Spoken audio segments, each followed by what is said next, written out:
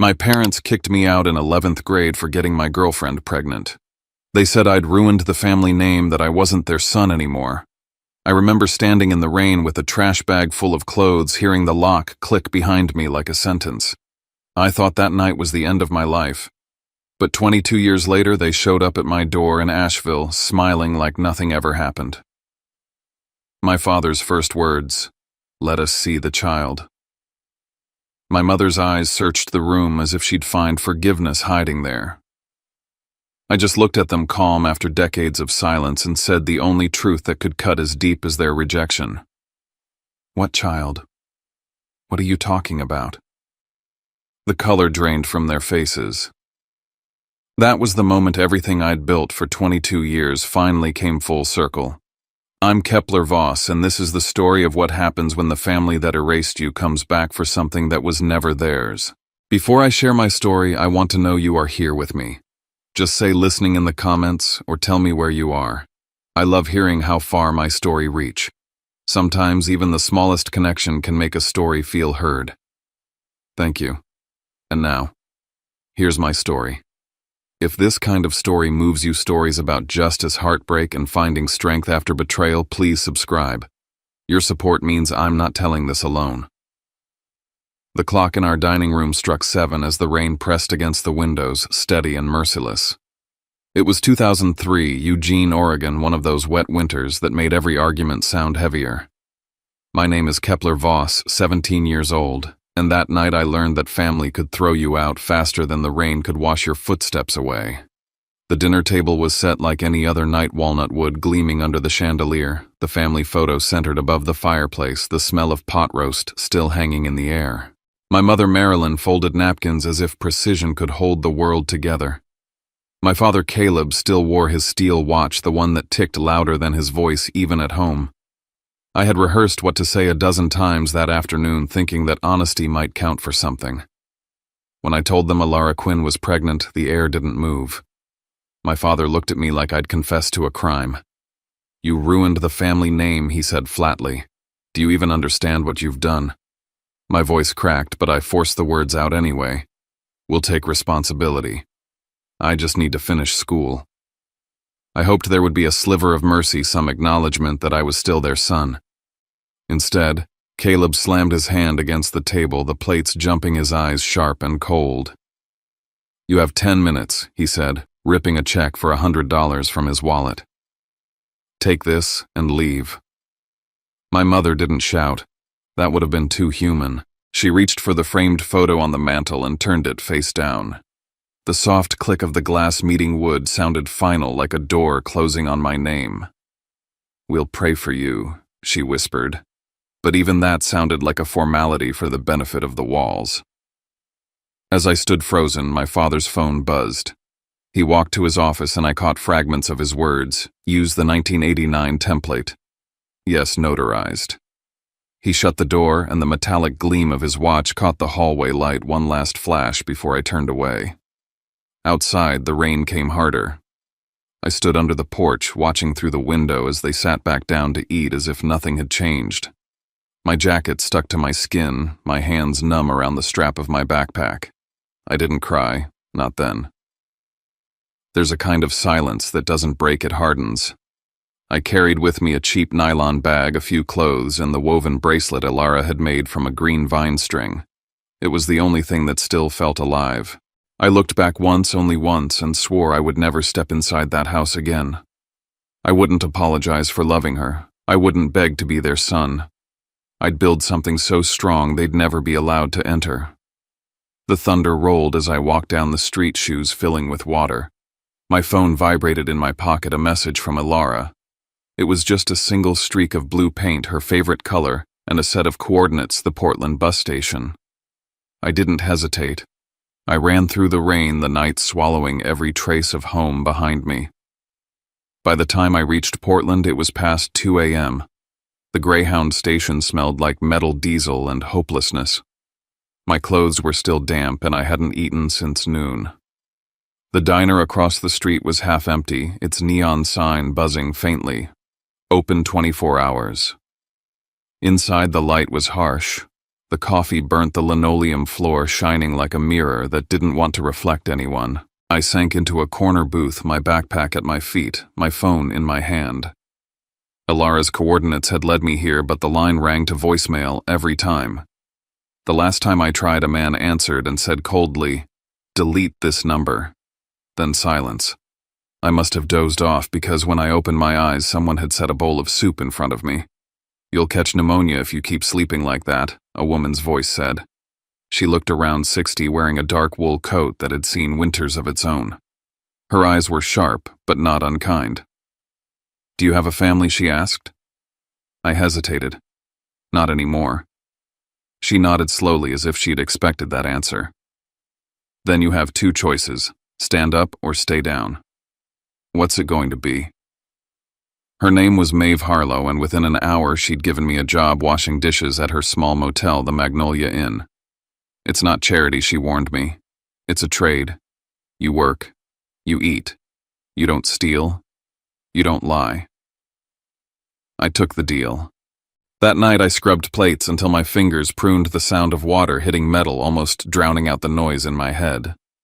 Every shift felt like a punishment I deserved, but Maeve watched me carefully, not like a judge, more like someone testing whether I'd break or bend.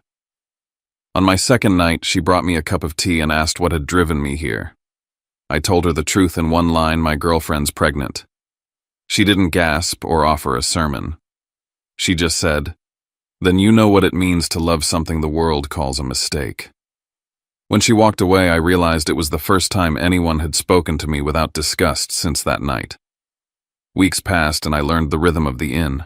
The creak of the hallway at midnight, the smell of detergent on fresh sheets, the way guests carried their secrets in their suitcases. Maeve taught me to listen, to hear what people didn't say. "Most guests don't pay for a room," she said one evening. "They pay to be invisible." I started taking notes, inventory check-ins, complaints. There was a strange peace in routine, even when it was built from survival. One night, Maeve led me to a small storage room behind her office. "Come here," she said, opening an old safe built into the wall. Inside were stacks of papers, yellowed brittle. "You're not the first one who got erased by family," she told me. She showed me a file, court documents about her own child taken by her late husband's family decades ago. "I didn't save mine in time," she whispered. "But maybe I can help you save yourself." That was the first time she smiled. Then she handed me a different document, one freshly printed, sharp black ink on white paper. "Look at this," she said. It was a legal form titled Relinquishment of Parental Rights, drafted by an attorney named Jonas Creed. "This is what some parents sign to cut their children off, to protect their reputation." Her eyes locked on mine. "If they ever signed one for you, you hold the power. They think they erased you, but all they did was leave a record of their betrayal." The words hit me harder than any rainstorm. Caleb's phone call. The phrase template from '89. The sealed envelope I'd seen that night. It wasn't just a threat, it was paperwork. Proof. I saw Maeve's own draft of a will on her desk, unfinished, a single line underlined in blue: "Reward for the one who never gives up." That night, lying on a clean bed for the first time in weeks, I stared at the ceiling fan and promised I wouldn't. I'd find Alara. I'd find the truth about what my parents had done. At dawn, the motel phone rang. Maeve answered, her face tightening. She handed me the receiver. The voice on the other end was low, almost robotic. "Alara has left Oregon," it said. Then after a pause, "Idaho." The line went dead. Outside, the sky began to lighten, but all I could feel was the chill creeping back into my bones. Somewhere out there, the girl I loved was being moved like a secret, and the people who called themselves my parents were already rewriting the story. I didn't know it yet, but that call was the beginning of everything that would define the rest of my life. The office behind the Magnolia front desk was barely wider than the copier, but it felt like a command center to me. A whiteboard leaned on a crooked nail marker, lines mapping shifts, laundry runs, vendor deliveries. I stopped bussing tables and started running the overnight crew, counting drawers at 5 a.m., reconciling the till, learning why a missing receipt is never just a mistake. Maeve let me move a battered metal desk under the tiny window. On it, I kept a ledger, a stack of employment forms, and a printout of state ID requirements. Money on the books meant a paper trail. A paper trail meant I was real, at least somewhere. My goal was simple and impossible at the same time: earn enough to breathe.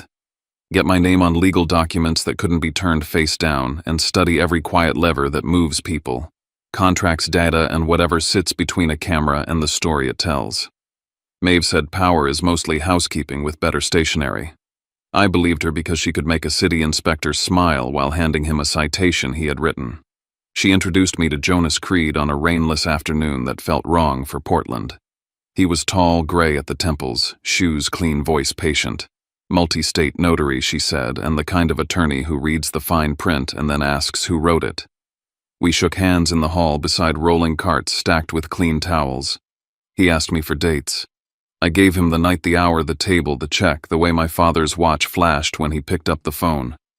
Jonas wrote each detail like it was a coordinate on a map. He'd file public records requests in Lane County, he said, and look for anything filed by a C. Voss within 48 hours of that dinner. He didn't raise my hopes. He measured them. That same week, Maeve brought in a young woman with sleepless eyes and a laptop that looked like it never shut. "This is Sarah Wren," she said. Sarah installed a new POS that actually balanced, taught me how logs work, how every keystroke creates a trail. She showed me permission tiers and why no one should ever share a login, then smiled and reset my password when I forgot it on day 2. She talked about mirroring servers and hash checks like she was reading poems. The thing I remember most was this: if you can prove what happened, you don't have to raise your voice. In the evenings, I practiced writing emails that said exactly what I meant and nothing I didn't.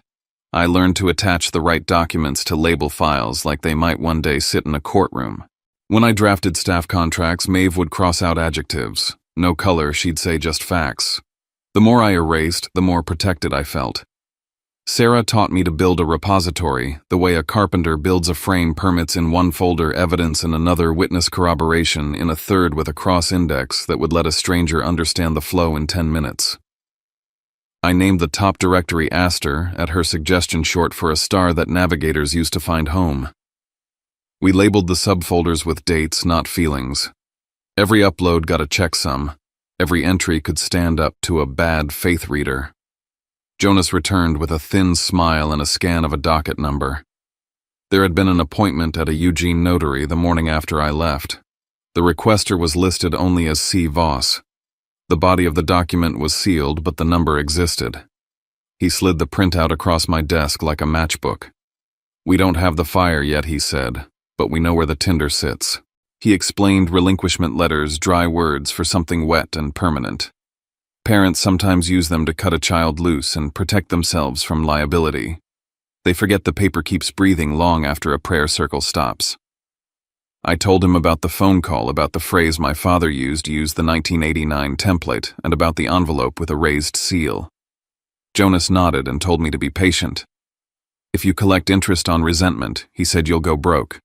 Let them compound their mistakes instead." That night, the Magnolia phone rang just as I was closing the drawer. The caller ID read private. A man said, "Forget it. You don't have a baby." His voice was almost bored. "Who is this?" I asked. He hung up. I stood there staring at the receiver like it might give me a second chance to ask better. Maeve found me on the steps behind the laundry room where the air smelled like warm cotton and bleach. She didn't ask what the call was. She brought a camcorder case, the old kind, with a broken clasp, and placed a mini DV tape in my palm. "I recorded this the week I buried my illusions," she said. "Play it when you need to remember why we keep going." In the video, she sat at her kitchen table, speaking to a lens the way you speak to a friend who won't lie. Family is the one who doesn't leave. If they left, they get the title back only if you choose it. "Show this where the light is bright," she said. "Keep your eyes steady. The world blinks enough for both of you." A few days later, Jonas called from his office. He mentioned a past client who had washed his surname with a paid narrative campaign, a PR outfit that cleans family messes and sells them back as miracles. He gave me the name and said it might circle back someday. Sarah and I were labeling a new batch of files when she looked up and asked if I liked stars. I told her I liked the idea of things that stay put. Then every sensitive file gets an Aster tag, she said. We'll speak the same language when it matters. I realized then that revenge wasn't a storming of gates. It was municipal work.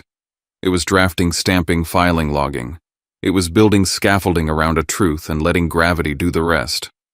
I started a document on the whiteboard and then on my laptop titled simply The Blueprint. 3 sections. Law, data, story. Under law, I listed dockets, notarizations, chain of custody. Under data logs, IP traces, audit trails. Under story, what happened, who watched, what can be shown. When I finished, my hands had stopped shaking. Right before closing, an email hit the Magnolia inbox from a throwaway address. Subject line. She was forced to leave. There was a single attachment, the photo of a clinic sign in Idaho, grainy but legible. I felt the floor tilt. Jonas told me to save it to Aster and say nothing else. Silence isn't surrender, he said. It's strategy. They'll come to you when hunger outweighs pride. I nodded, dragged the file to the repository and stared at the blinking cursor, the most patient metronome on earth. I fell asleep at the desk that night, the camcorder tape tucked into a drawer, the word Aster glowing on the screen like a lighthouse with its light reduced to 1 pixel. Outside, the delivery truck's brakes sighed, and somewhere above the roofline a plane cut a quiet line across the dark. I didn't know where Alara was. I didn't know exactly what my parents had signed. But I knew I had a map, and I knew I would follow it until the pins connected and the picture made itself. Asheville, North Carolina, 2025. The glass walls of my place threw morning light across the floor in long, cold bars. I was marking phrases in the notes for my Avalon Summit talk when the doorbell stuttered like someone nervous about their own insistence. I muted the music, set the mug down, and walked the length of the room. The mountains stood steady beyond the balcony. My hand didn't shake when I opened the door. Caleb and Marilyn filled the doorway with the same posture they'd used in every church lobby of my childhood. My mother held an iPad angled away from the sun, a headline visible in the glare, Kepler Voss, founder of Aster AI, father to prodigy. They were dressed like apology, but their eyes flickered with calculation. My father spoke first. We're here to see the child. He didn't look at my face when he said it. My mother's gaze skimmed the entryway as if forgiveness might be hiding behind the umbrella stand. What child? I asked. I never had one.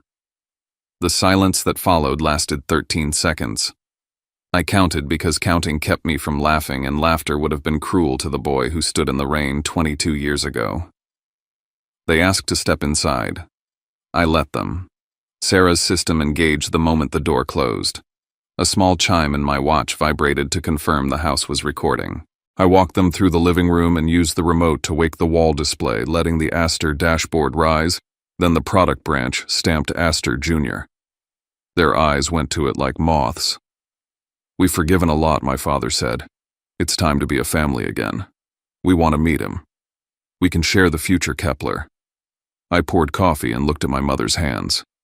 She wore my father's steel watch today, the one I had watched flash in a hallway when I was 17.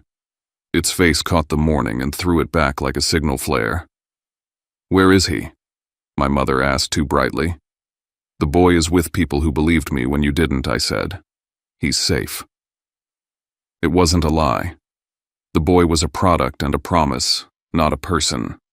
And for the first time in my life, I was grateful for a misunderstanding I could steer. They started talking about second chances, about how the past was complicated, about how God restores what is broken.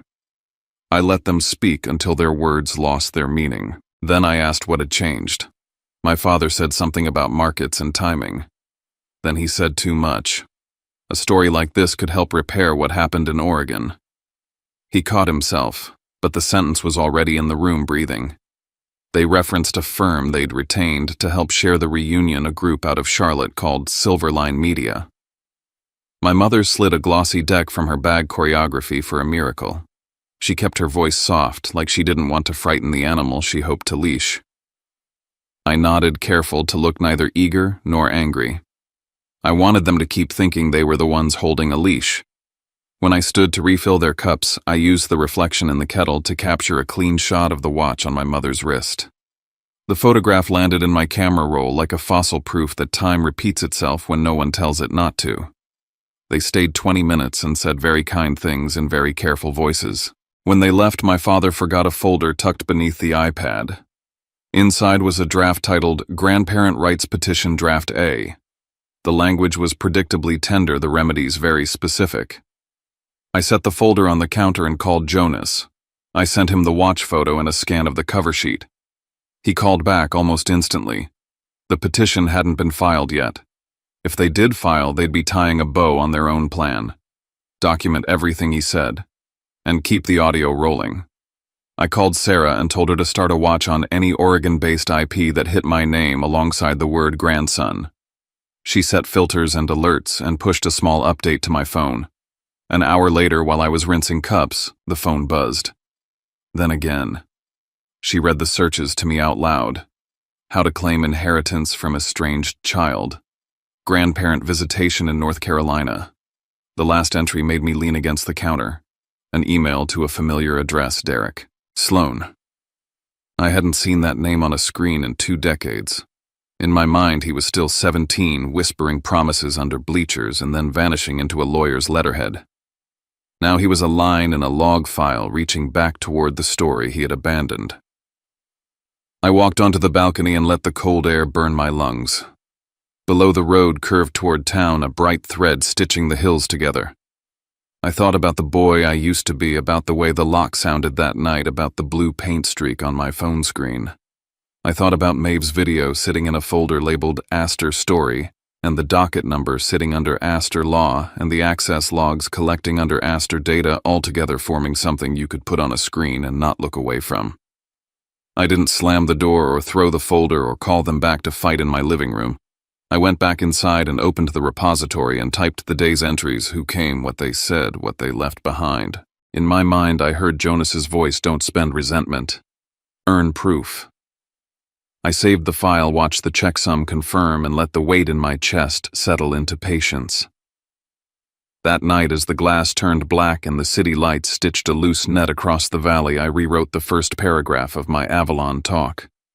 I removed half the adjectives and one metaphor and left only the thing I could swear to trust has a version number, and once you downgrade it, it never upgrades itself.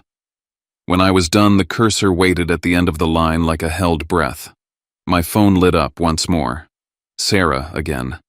She had a screenshot of a draft press release from Silverline Media queued in a private workspace. The headline was the kind that gets shared without being read all the way through. She also had something else, a trace of a calendar invitation between my father and Derek, scheduled for the end of the week. Location Asheville. Subject reunion strategy. I put the phone face down and stared at the ceiling until the joists came into focus. In the morning, the mountains would be there, same as always. The doorbell might ring again. The watch might flash in my mother's sleeve a second time. But this time, the house was listening. The paper was breathing, and the names at the bottom of other people's documents were starting to mean exactly what they had signed. A week after they stood on my doorstep, the world around me seemed too quiet. The glass office I'd built at the top of the ridge was meant for sunlight and certainty, but that morning both felt artificial. Charts glowed on the curved wall display, a shifting ocean of lines and numbers. On my desk lay a letter written in my mother's narrow hand. You are still our blood. Think about the child. I folded it once neatly like something to file in the evidence drawer. The ink still smelled fresh. They were moving fast. They thought I was ready to forgive. They were wrong. The goal now was simple. Pull, don't push. Let them step so deep into their own illusion that the weight of greed would drag them under. Sarah was already tracing the network behind Silverline Media. Each ping, each log, and each attachment was logged in our database. That afternoon, she found what I'd expected, a thread of emails between Caleb and Derek Sloan, the man who had vanished from Alara's life and mine. His tone was oily and familiar. If Kepler has a child, I have a claim. You said you could prove it. I leaned back and exhaled. They weren't just rewriting my history, they were fabricating lineage, turning shame into inheritance. By nightfall, the full picture emerged. Caleb was pitching a redemption story. Derek would play the repentant father, my parents the heartbroken grandparents. The product was sympathy, and the currency was exposure. I let the disgust settle into calculation. Sarah tracked the payment path. Derek's account in the Cayman Islands was active again. A wire from an Oregon construction firm listed under my father's holdings had landed just 3 days before the PR deal began.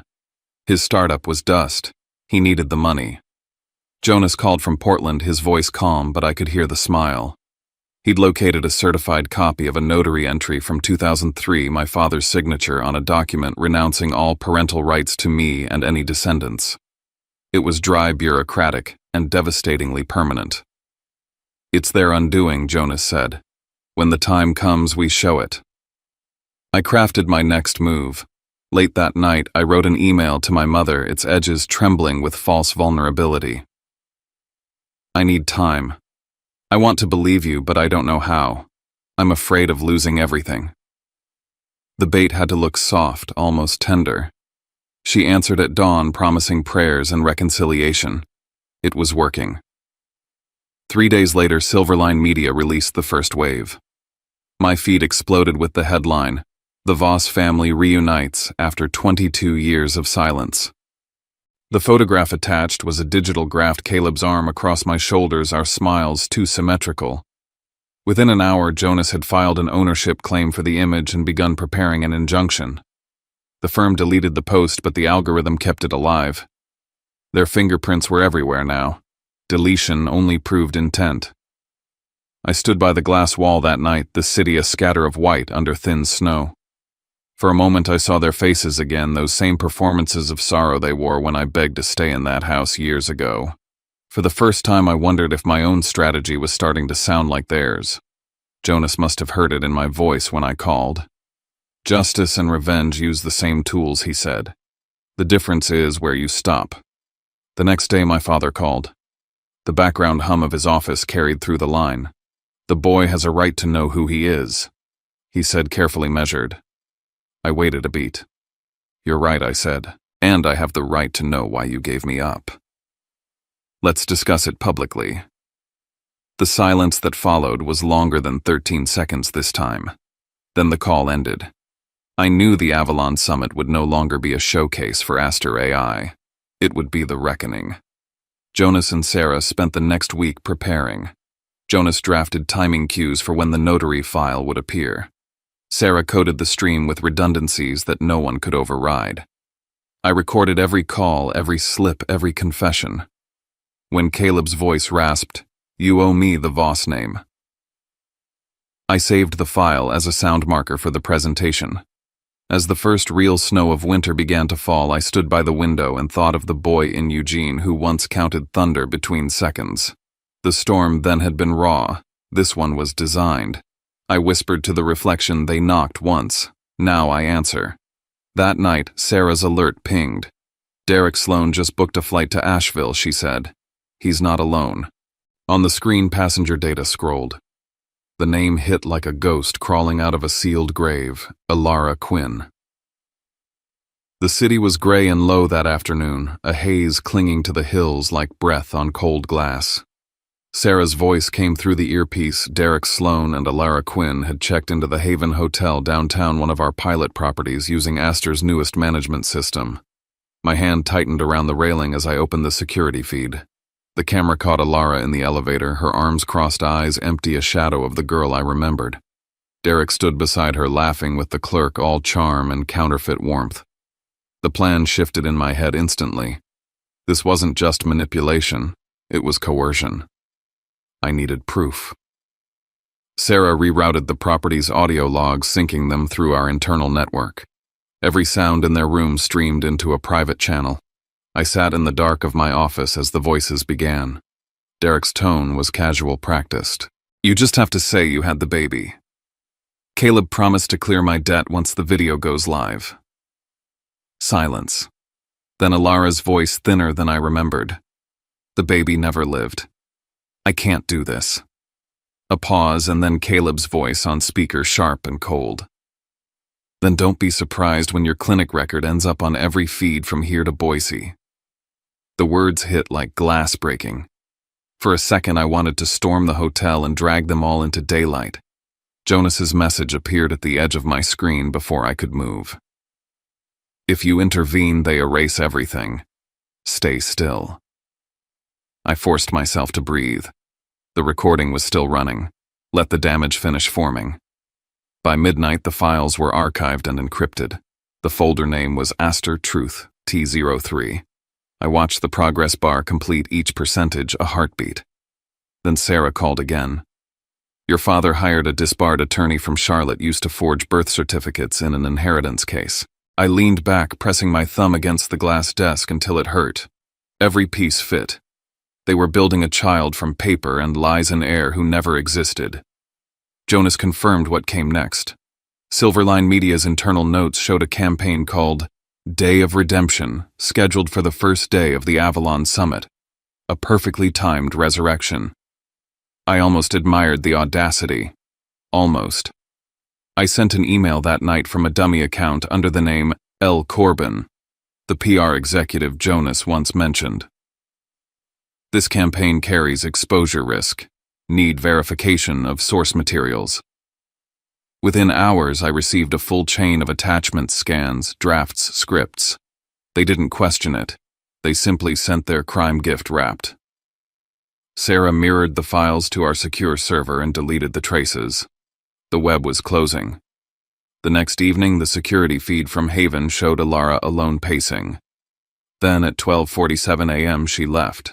She appeared on my own office camera 40 minutes later, her face pale under the lobby lights. She didn't knock.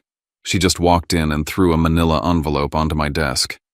This is the only copy left, she said.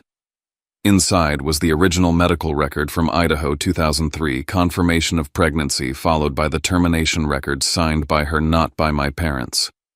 Proof that the story they were selling never existed. Her voice broke. If you still see me as a person, end it. She turned to leave, but I stopped her long enough to say, go. Get out of this city. They won't touch you again. When the door closed, I stood alone with the envelope, its weight heavier than any revenge plan. I sealed it in the safe, labeled Aster Truth, and called Jonas.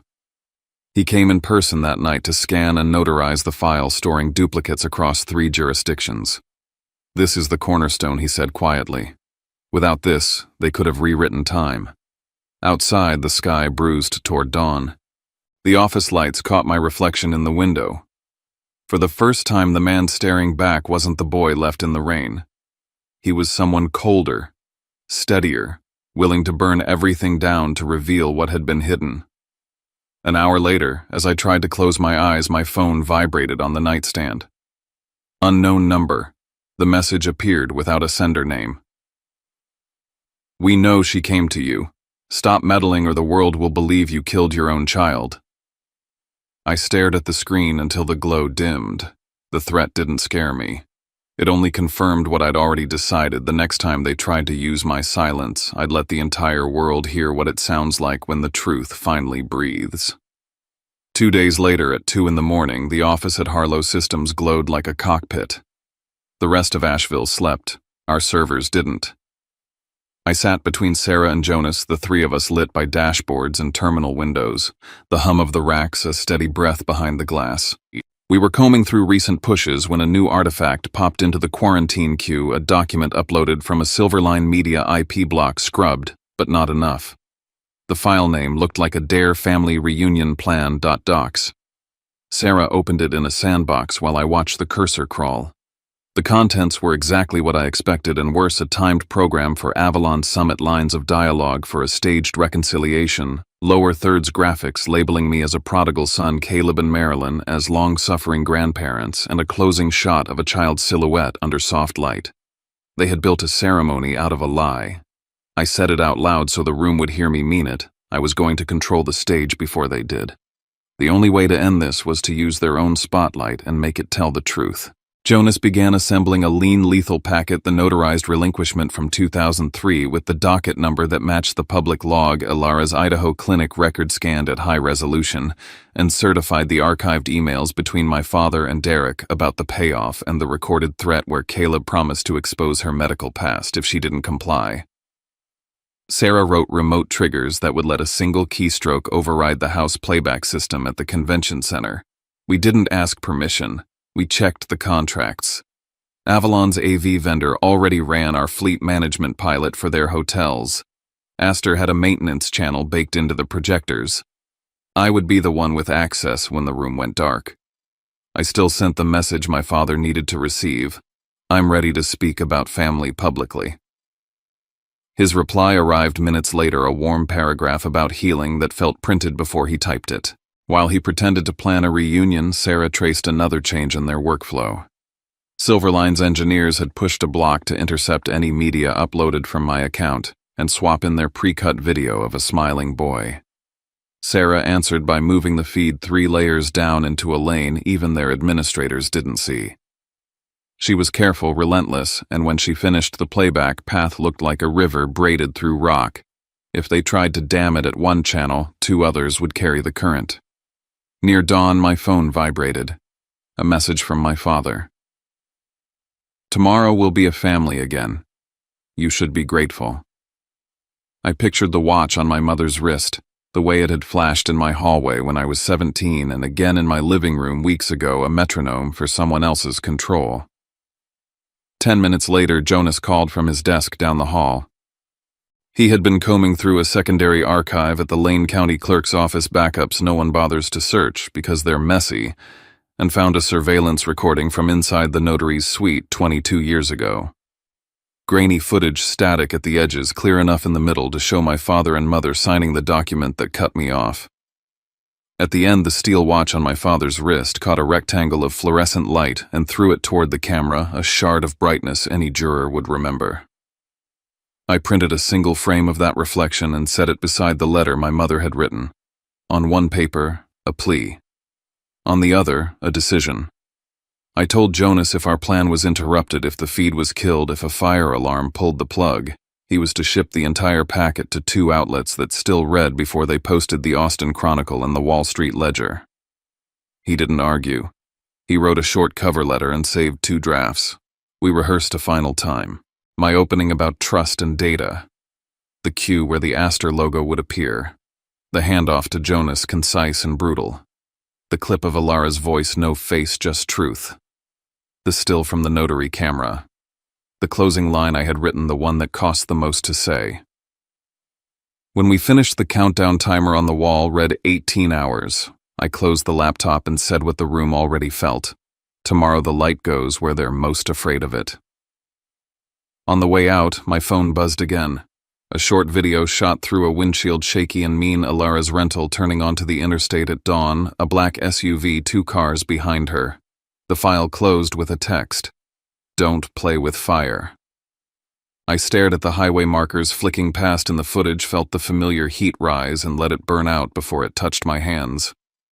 I forwarded the clip to Jonas and Sarah tagged it for the packet and turned off every light but one. The servers kept breathing.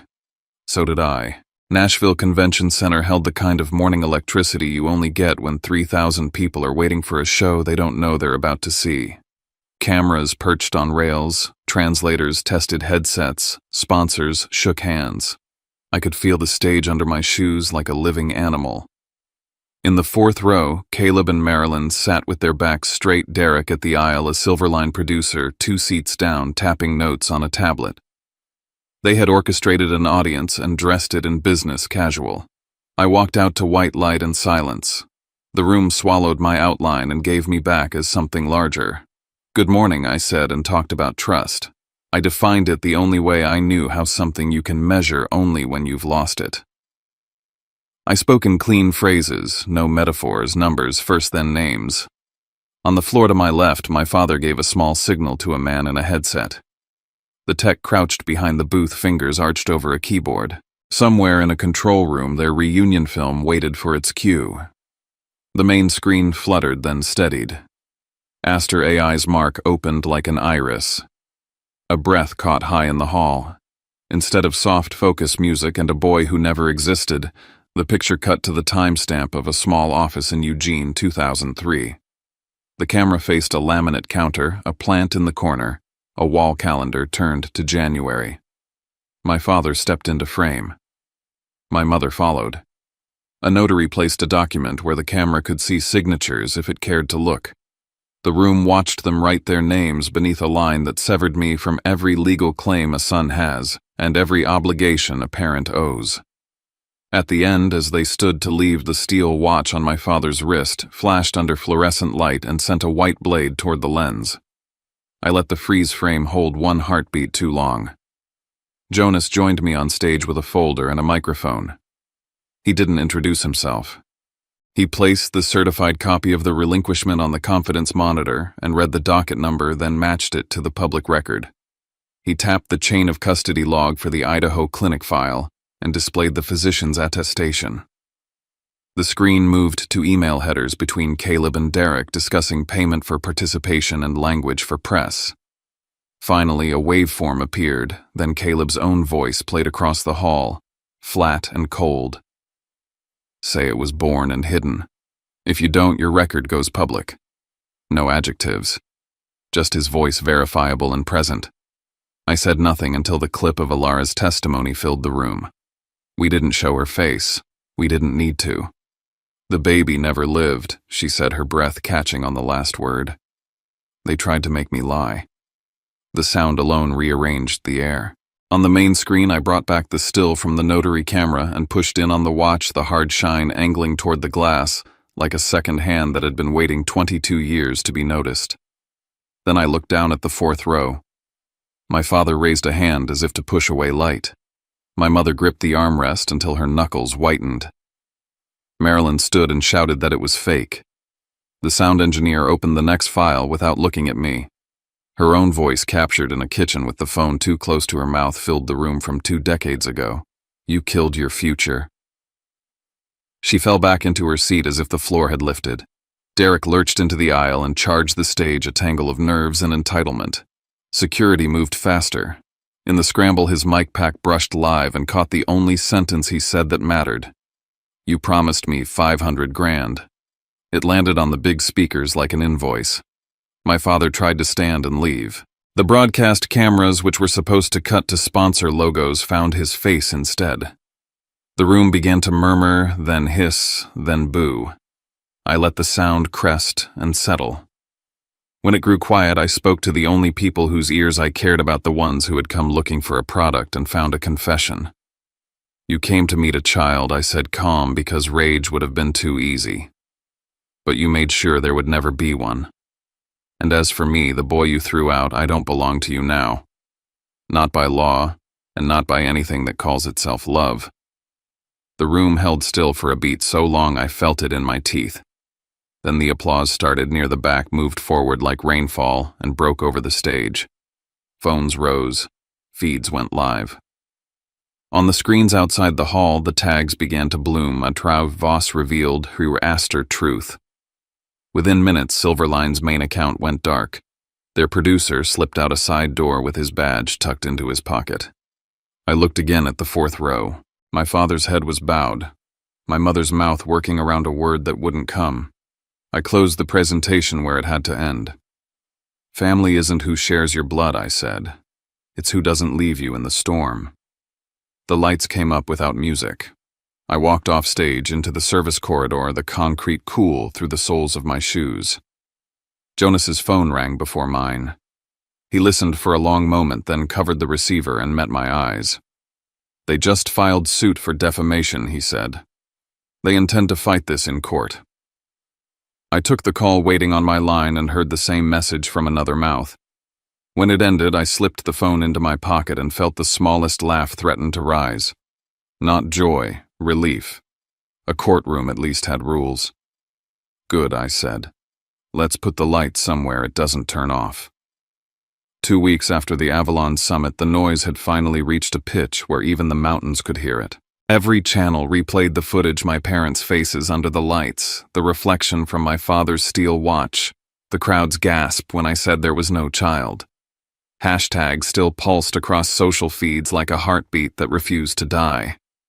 I left Asheville behind and drove into the Blue Ridge to the cabin Maeve used to stay in during her quiet months. The place was small, paneled with cedar, the kind of silence that made you remember the sound of your own breathing. I hadn't turned on a TV in days. The only connection to the world was the gravel road and Jonas's black SUV that appeared every few mornings. That day he brought a folder thick enough to weigh down the kitchen table. The front read, Voss vs. Voss. Complaint for defamation, forgery, and invasion of privacy. Inside were stamped documents, neatly tabbed exhibits, and my parents' signatures clear and defiant as ever. Jonas opened his briefcase, laid out the response plan, and said the one thing he always did before a fight. We'll keep it by the book. They'll use chaos. We'll use law. Their legal team came from Charlotte, the same city where my father's disbarred attorney had once forged birth records. Irony, it seemed, was hereditary. The foundation of their case rested on one point, that the notary video shown at Avalon had been obtained illegally, a violation of private archive property. Sarah, who had been looping in from the city, already had the counter prepared. The footage had been transferred into public digital archives in 2003 when the state digitized its notary logs. Every frame was open source, accessible to anyone with a file number and patience. Jonas smiled. They're suing over a window they left unlocked themselves. We filed a countersuit the same afternoon. Fraudulent misrepresentation, PR deception, and fabrication of identity for financial gain. The headline was simpler: The Grandson That Never Existed. Jonas had written it that way for the press. The hearings began under gray skies. Reporters lined the courthouse steps. Every shudder sounded like a heartbeat I didn't want to own. Inside, the air was heavy with perfume and paper. Derek Sloan was the first to crack. The federal investigators had frozen his Cayman account and demanded an explanation for the $500,000 transfer. He gave it, Caleb Voss paid me. The words echoed off the courtroom's marble like the click of a lock opening. Then came the emails. Journalists obtained verified correspondence between Marilyn and Silverline Media showing an $80,000 payment for the Bring the Grandson Home campaign. The phrase itself became a meme, an emblem of manufactured grief. Their company collapsed within the week. When Caleb took the stand, his composure had already thinned. His business partners had pulled their investments. The real estate firm was declaring bankruptcy. He still tried to sound proud, speaking of legacy and family honor. Marilyn, sitting 2 seats away, trembled with a mixture of fear and vanity. But it was during her own testimony that the mask fell. When asked why they'd pursued the lawsuit despite clear evidence, she said quietly, almost to herself, "We only wanted our name back in the papers." The microphones picked it up. The moment aired live. Every screen in the hallway went silent. I sat behind the partition, unseen by the cameras, listening to her voice. It struck me that for 22 years I had defined myself by what they'd done, by the door they'd closed, by the rain I stood in, by the silence that followed. I had built my life as a rebuttal. Sitting there, I realized that fighting them had kept me tied to them longer than love ever could. Victory didn't feel like winning. It felt like stepping into an empty house. When the judge dismissed their claims with prejudice, Jonas leaned over and asked, "You want to pursue damages?" I shook my head. They already lost what they worship. Money can't touch that.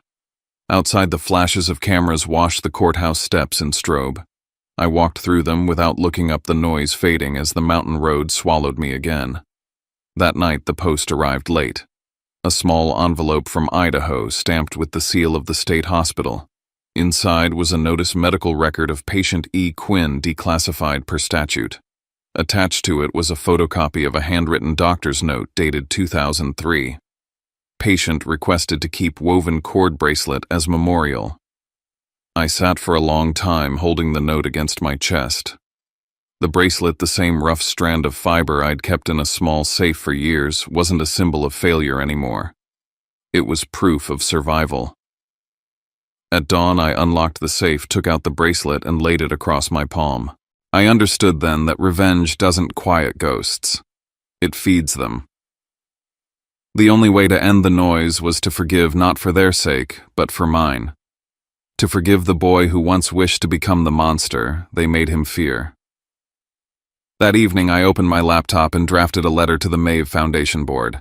The subject line read, "Proposal Outreach for Disowned Youth." The body was simple. No child should stand outside their own home in the rain. Build something that keeps the lights on for them. I signed it without hesitation. When the wind moved through the trees, it sounded almost like applause. A year passed. Spring in Asheville returned like a long exhale. The dogwoods along the ridge bloomed pale against the clear sky, and the stream beside Maeve's old cabin sang the same tune she used to hum when she worked late. I lived quietly now, far from headlines. Harlow Systems thrived under Sarah's leadership, and I served only as a consultant, a name on documents, and nothing more. The Maeve Foundation had grown into what we dreamed, a network for young people thrown out of their homes, offering scholarships, shelter, a voice. Every grant signed carried Maeve's quote embossed at the bottom, "Family is who stays." The dedication ceremony was small. Jonas arrived in his gray suit, still smelling faintly of coffee and paper. Sarah brought a group of students the foundation had helped. They looked nervous, determined, alive. The hall was modest, a renovated barn overlooking the valley. At noon the doors opened and Alara stepped inside. She wore a loose linen coat, her hair pinned back, eyes steady but soft. In her hands was a wrapped canvas. When she pulled the cloth away, the room fell quiet. It was a painting titled "The Boy at the Door." A lone figure stood under rain before a house with no light, his face turned upward, not pleading, just waiting. She handed it to me and said, "It's how I remember it, so I can forget." I didn't answer. There were no words big enough. We just stood there, two survivors looking at the same storm from different shores.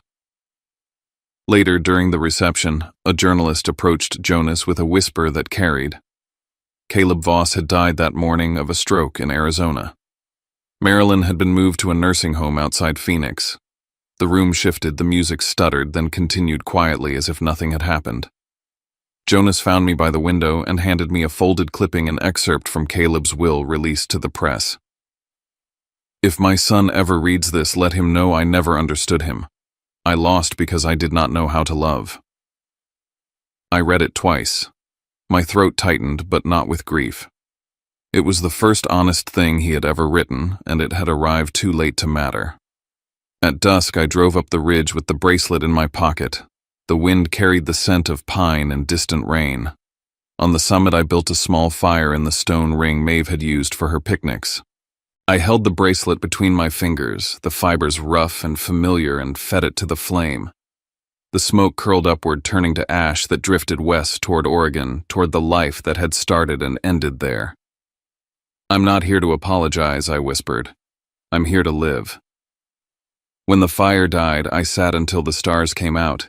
Each one looked like a window that no longer scared me.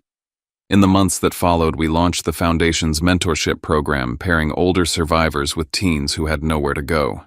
Every story I heard sounded like a version of my own: the slammed door, the silence, the long walk through rain. Each time I listened, the weight on my chest grew lighter. One evening, as the light faded, Sarah called from the city. "The new system's online," she said. "We need a name." I looked around the cabin. The lamp Maeve had left the shadows, leaning gently on the walls, the sound of water moving over stone. "Call it home," I said. The next morning, news of the system's success spread across our network. The name stuck. For the first time, the word didn't sting. It felt earned. I sometimes drive down into town on weekends just to see people walking under sunlight, to remind myself that ordinary peace is the rarest kind of victory. From time to time, I still hear my father's voice in memory, cold and commanding, and then I remember the silence that followed, the one that finally became my verdict. Family isn't the house that throws you out. It's the life you build when you decide to walk back toward the light. And when the truth is finally spoken aloud, even silence becomes both judgment and forgiveness. The first spring after the Foundation's launch passed in a blur of travel speeches and quiet evenings that felt both full and hollow. I had built something meant to outlive me, yet the silence inside that Blue Ridge cabin still ruled my hours. The Maeve Foundation had grown faster than any of us predicted. Sarah opened branches in Portland and Denver, and Jonas became the reluctant legal guardian of half the kids we helped. But every success carried the echo of that boy under the rain still watching through a window he could not open. Reporters came and went. They wanted the reformed prodigal, the man who turned trauma into triumph. They loved the symmetry of it, how the son of disgraced socialites became a savior for lost youth.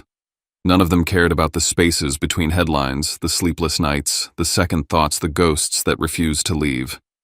I smiled, for the cameras said all the right things about hope, and went back to my cabin where the creek sounded like static from a life I couldn't switch off. It was in early June that the first letter arrived from Arizona. The handwriting was careful, almost timid. Kepler. If this reaches you, I'd like to talk before time runs out. I have something you were never told. I'm not asking for forgiveness, just a chance to finish what I started wrong. It was signed Marilyn. Jonas warned me not to answer. She's looking for absolution, he said. You don't owe her that. He was right legally and morally, but law had never been the measure of my life. I wrote back anyway, I'll listen once. No promises after that. 2 weeks later, I flew to Phoenix. The nursing home sat between a golf course and a desert highway, the kind of place built to make decline look respectable. I found her on a shaded patio, thinner than I remembered her hair, white eyes still sharp enough to find every fault. You came, she said, half smiling. You wrote? I answered. For a moment, neither of us spoke. The air was thick with the smell of sunscreen and artificial orange blossoms. She took a folded envelope from her cardigan. Your father wasn't your only ghost, she said. I was carrying one too. Inside was a photograph, Maeve younger by decades, standing beside a man I didn't recognize. The back read, Rodas and Voss Properties, 1981. She was our partner, once Marilyn said. Before you were born. Caleb and Maeve built that first hotel together. Then she discovered he'd stolen her design blueprints. She threatened to expose him. He made sure she couldn't. I looked at her, waiting for the rest. He didn't kill her, she said quickly. But he ruined her reputation, forced her out. That's why she left Eugene. That's why she built her chain from scratch. You were her second chance. The idea stunned me. My life, the rescue, the mentorship, the fortune had begun as someone else's unfinished war. Maeve hadn't just saved me, she had redeemed herself through me. And now Marilyn wanted to hand me this guilt like an heirloom. Why tell me now, I asked. Because she forgave you, she said, and I never could. I need to know how she did it. There was no answer to give. Forgiveness was a muscle Maeve had trained through pain. My mother had only exercised control. I left without shaking her hand. The last thing she said followed me to the car. Your father's name is gone, but his habits aren't. Don't let the foundation become another empire. Back in Asheville, the summer storms rolled in heavy and bright. Alara started visiting more often, helping coordinate the art therapy wing at the foundation's new campus. She had changed too, calmer, older, the anger in her face replaced by something like patience. One night as rain hammered the windows, she said, "They'll write you into history one way or another. Make sure it's the version you can live with." That week, a new problem arrived. A journalist named Rowan Glass requested access to the foundation's financials, claiming to investigate charitable mismanagement. His emails were polite, precise, too knowledgeable to ignore. Sarah ran background checks. Rowan was real, a freelancer with ties to Silverline's new parent company under a different name. The enemy had evolved. I met him in a cafe downtown. He was younger than I expected, sharp-eyed and certain of his story. "Mr. Voss," he said, "some of your donors are tied to former Voss Realty accounts. Care to explain?" I sipped my coffee. "Reclamation," I said. "People trying to make amends." He smiled. "Or launder a legacy." That night I stayed awake, going through spreadsheets. Jonas found no legal flaw, but perception was fragile. The foundation's funding could look like rebranding for the disgraced elite. And that was exactly what Silverline wanted, a shadow over our light. Days blurred into planning and counter-planning. Sarah traced the data trail to a shell firm based in Dallas owned by a trust managed by an unknown executor. But the IP logs told a different story, one access pattern repeated at odd hours from within our own servers. Someone inside was leaking.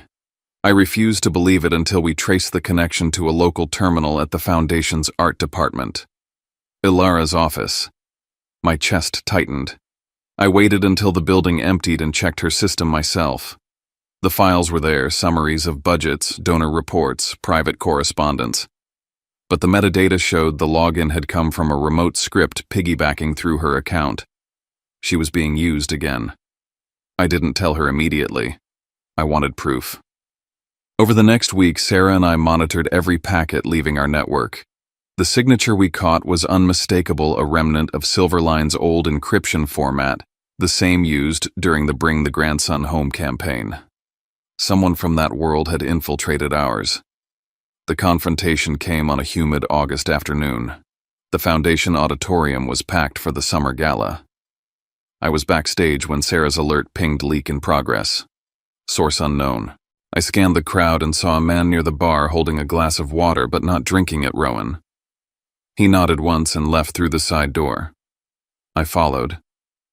Behind the building, the air smelled of rain and exhaust. Rowan waited by his car phone in hand. "You built a beautiful story, Kepler," he said. "But stories end. Data doesn't." He showed me the screen and upload bar at 80%. "You think you're saving people, but you're just rearranging guilt. Same blood, new branding." I stepped closer. "Who's paying you?" He smiled.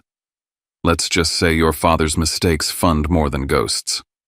Some of his investors found new use for redemption." Sarah's voice came through my earpiece. "We can intercept if you stall him." So I did. I talked. About the boy under the rain. About the woman who gave me a roof. About truth being a slow kind of mercy. He hesitated long enough for Sarah to cut the connection. His phone went dark. When he realized, his expression shifted from arrogance to disbelief. "You'll never stop it," he said. "There's always another version of you waiting to fall." "Maybe," I said, "but not tonight." He drove off without looking back. By dawn, Sarah confirmed the breach neutralized, but the damage lingered in me. The more I defended Maeve's vision, the more it looked like Caleb's empire, efficient, centralized, worshipped by the same press that once condemned him. I caught myself calculating public sentiment, managing perception like currency. It was everything my mother had warned against, and she had been right for the wrong reasons. A month later, Marilyn died. No will, no ceremony, no heirs. The nursing home called to ask if I wanted her possessions shipped or destroyed. I told them to send what was left. The box arrived 3 weeks later, light enough to carry in one hand. Inside were her wedding ring, an old Polaroid of me as a child, and a cassette tape labeled for Kepler, 1990. Jonas found an old player in storage. We listened together in the cabin. The tape hissed before her voice came through, young, confident, untouched by bitterness. She was singing. A lullaby I didn't remember, but my body did.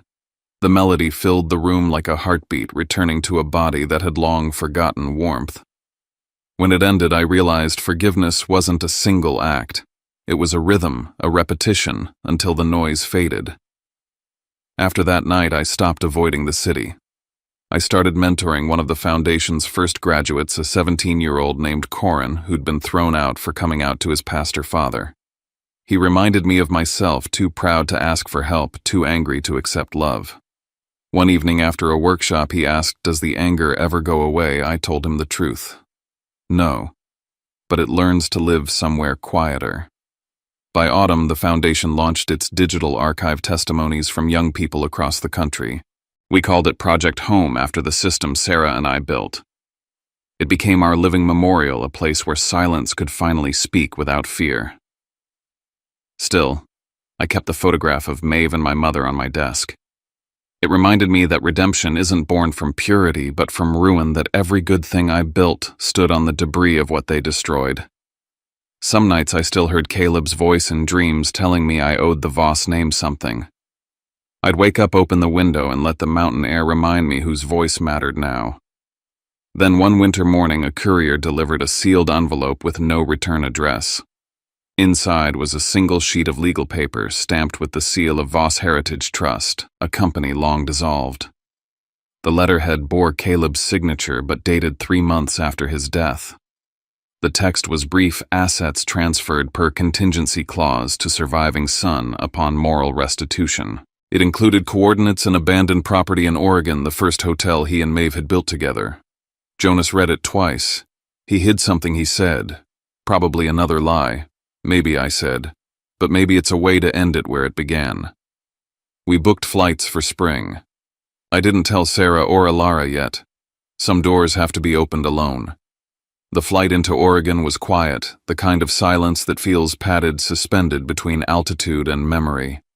Below the forest, spread out like a map of everything I'd tried to forget: wet green valleys, the black ribbon of the highway, the fog curling through pine like breath. Jonas sat beside me reviewing legal printouts. I stared out the window and wondered what sort of man hides his truth in coordinates. The address led us past Eugene and another 10 miles east to a stretch of land bordered by fir trees and rusted wire. The sign on the gate had almost faded away, but you could still read it if the light hit right: Rodess and Voss Inn, Esther, 1981. The building itself was a skeleton: windows, boarded ivy crawling through cracks, air thick with the damp smell of time. Inside, everything had stopped mid-breath. Ledgers scattered on the reception desk, old keys hanging on a wall of hooks, a ledger still open to a page dated 1985. The last entry read, "Balance owed to M. Rhodes' settlement pending." The handwriting was Caleb's. Jonas broke the seal on the envelope. According to this, he said this property reverted to the trust after Maeve's departure. When Caleb died, it became yours. I laughed quietly. The man who destroyed her gets the last word after all. Maybe not, Jonas said, scanning the fine print. There's a clause here, a contingency he never triggered.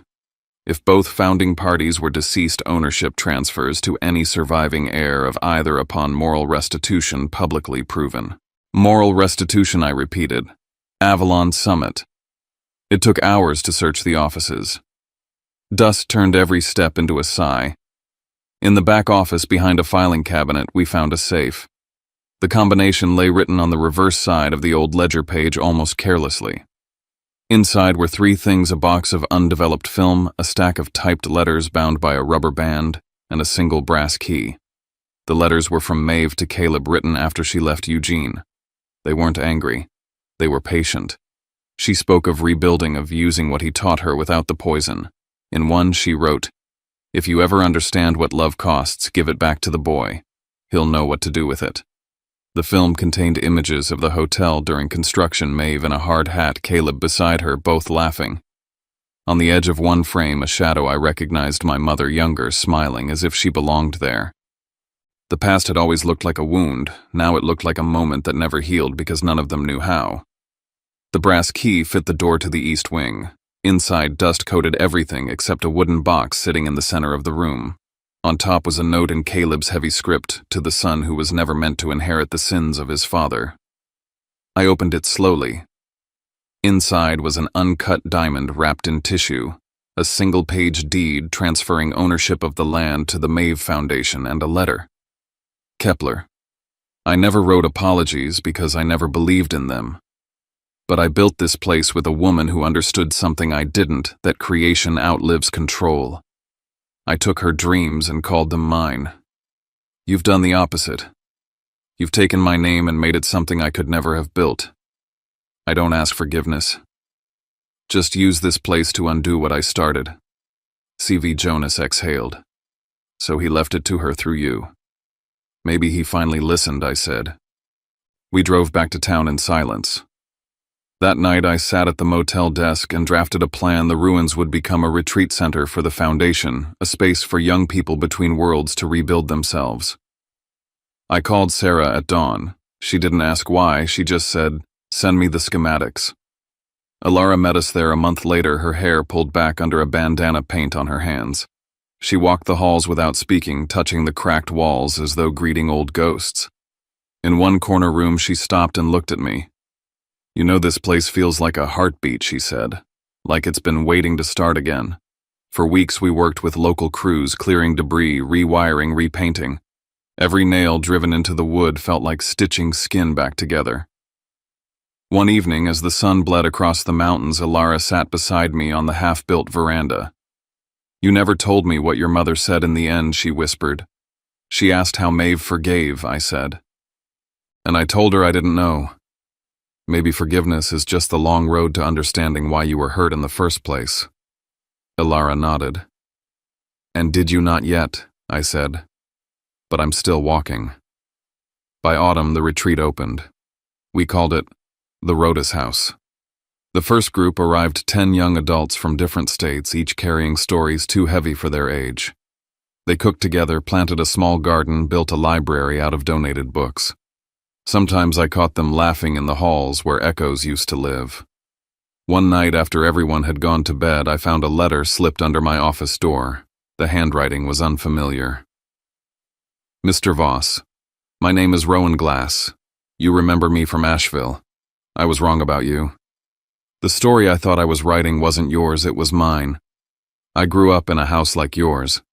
My father still won't say my name. Thank you for showing me that silence can end." I read it twice, then burned it in the fireplace. Not from anger, but from release. Some words don't need to stay on paper. Winter came early that year. Snow covered the roofs, softening the world. I spent evenings in the common room listening to the quiet hum of the heater and the laughter from the dorm wing. Sometimes Ilara would sit at the piano Maeve once loved and play the same lullaby from my mother's tape. The notes lingered in the rafters, warm and human. In March, Sarah brought news the foundation had been nominated for a National Humanitarian Award. I almost laughed. "Let them give it to the kids," I said. "They're the reason we're here." She smiled. "They already have more than that. They have home." One morning as I walked the property, I found Corin sitting by the fence sketching. He'd grown taller, steadier. "You going somewhere?" I asked. "College in the fall," he said, "on the foundation scholarship. Thought I'd leave a drawing here before I go." He handed me the sketch, a simple charcoal outline of the building light streaming from its windows. Underneath he'd written, "You gave the boy at the door a key." I watched him walk away down the gravel path until the fog swallowed him. The next day I packed a small bag and drove west to the coast. I hadn't seen the Pacific since before Maeve died. The air smelled of salt and cedar. I walked along the shore until my shoes filled with sand and my head with wind. There at the waterline I scattered the ashes I'd kept from that night on the ridge, the last of the burned bracelet. The tide took them without hesitation. I stayed until the sun sank and the horizon became a band of red. For the first time in years, I didn't feel watched by the past. It wasn't forgiveness that saved me, it was continuation. The world had kept moving. I had finally caught up. When I returned to the Rodas' house, Jonas had left a small package on my desk. Inside was a pocket watch, its casing engraved with initials CV and a note found in the safe after restoration. "Thought you'd want to keep time your own way now." I wound it once and listened to the tick. It sounded nothing like my father's old steel clock. It was softer, irregular human. Spring arrived again. The hills turned green, the garden bloomed. On the anniversary of the foundation's founding, the alumni gathered in the courtyard, over 50 of them now. Some carried their children, some brought partners, all of them carried a piece of the place that had saved them. When the ceremony ended, I stepped to the edge of the crowd. The sky stretched wide and forgiving. I thought about Maeve, about Caleb, about the broken chain that somehow formed a circle. In my mind, I heard her voice, "Build yourself so strong they regret letting you go." I smiled. I did. I whispered. But I also learned to stay. As night fell, lanterns glowed along the path, one for every story that had found its way home. The wind moved through the trees, and for a heartbeat I could almost see the silhouettes of the people who had started it all. Maeve, Caleb, Marilyn standing at the edge of the light, watching, finally silent. I turned toward the house where laughter spilled from the open windows and felt something shift inside me, gentle and final. The past had stopped being a weapon. It had become a place of origin, no longer a scar, but a signature. And for the first time since that night in Eugene, I knew what peace sounded like. It wasn't silence. It was the sound of 100 voices calling one another home.